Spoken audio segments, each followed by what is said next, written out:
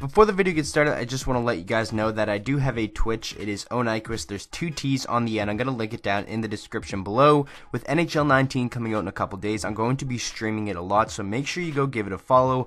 I'm going to tweet out when I'm going live. Might make a quick video updating you guys and telling you when I'm going live, then delete it later. But if you do want to be notified, make sure to go drop the heart on my Twitch. Follow me. It's going to be a lot of fun. I'll probably be doing giveaways on NHL and all that type of stuff. So just wanted to let you guys know that before the video, and make sure you drop it a follow. We are back on Instagram. This is a different account this time. We're going to be doing something different than the agree or disagree. We're going to be playing start, bench, and cut. Usually this is with basketball, but we're going to translate into hockey. Hockey chats reached out to me and asked me if I wanted to do this for a video, and I thought it was a really cool idea. So make sure to go drop their account a follow. Lots of good quality hockey content, and make sure you guys play along down in the comment section as well. So with that being said, let's get right into it. So the first one we're going to be doing is Travis Dermott, Victor Mete, and Samuel Girard, young up-and-coming defensemen who are probably all going to play big parts of their team moving forward. I think Dermott's going to be a full-timer next year. Same thing goes for Mete and Girard.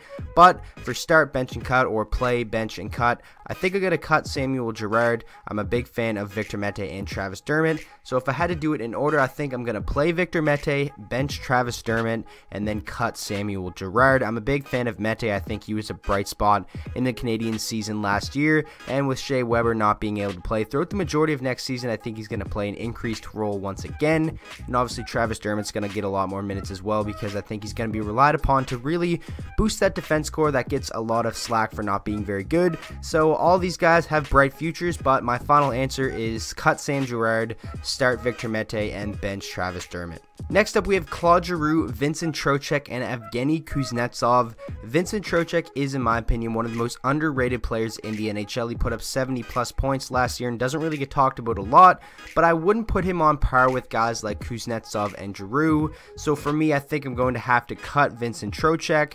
And between Evgeny Kuznetsov and Drew, I mean, Drew had an amazing season last year, but Kuznetsov had that amazing playoff run. He had a really solid rookie season as well, and I think he's only getting better. So for me, I'm going to play Kuznetsov, bench Claude Giroux, and cut Vincent Trocheck. Like I said, no hate towards Giroux or Trocheck. I just would have to go with Kuznetsov. Like I said, Trocheck, one of the most underrated players. Obviously, Claude Giroux still has a lot more to give, but that would be my final answer. Start Kuznetsov, bench Giroux, and cut Vincent Trocheck. Next one here, we have goaltenders John Gibson of the Anaheim Ducks, Martin Jones of the San Jose Sharks, and Matt Murray of the Pittsburgh Penguins. All fantastic young goaltenders, but in my opinion, I think I'm going to probably cut Martin Jones. This is kind of a tough one, and then I would go bench Matt Murray and start John Gibson. I'm a huge fan of Gibson. I think he could be in contention to win a Vezina Trophy next year if the Anaheim Ducks play well, if he stays healthy, and obviously they don't take a step back and get cut out of the playoffs. But if they do make the playoffs and have a really good regular season, I think Gibson could be a contender for that Vezina Trophy. Same thing goes for Jones and probably Murray as well.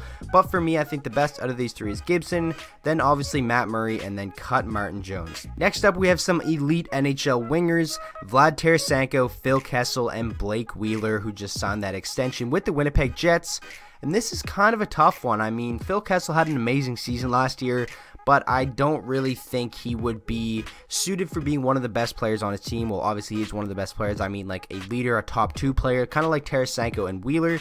So for me, I think I would have to cut Phil Kessel and then bench Tarasenko and start Blake Wheeler. And this is based on last year's play, because Blake Wheeler was a monster. Tarasenko kind of had a down year for his standards, but definitely still has a lot to give. So my final answer, cut Phil Kessel, bench Tarasenko, and start Blake Wheeler. And now the final one we're going to look at in today's video, Taylor Hall, Jamie Benn, and Brad Marchand, some more elite wingers. Obviously, Taylor Hall, the MVP of the league this past season. Brad Marchand, one of the most controversial players, but you can't argue he is one of the best when he's on his game. And Jamie Benn, an absolute machine as well, has won an Art Ross trophy before. So this is kind of a tough one, but for me, I'd have to go start Taylor Hall. I mean, he was the MVP of the league last season. And this is really tough between Jamie Benn and Brad Marchand, but I think I'm going to have to go cut Marchand and bench Jamie Benn, but it really is a close one and could go either way. Obviously, all these players are absolutely fantastic. I'm not trying to be biased. I don't like Brad Marchand at all, but I definitely think I would have to cut him.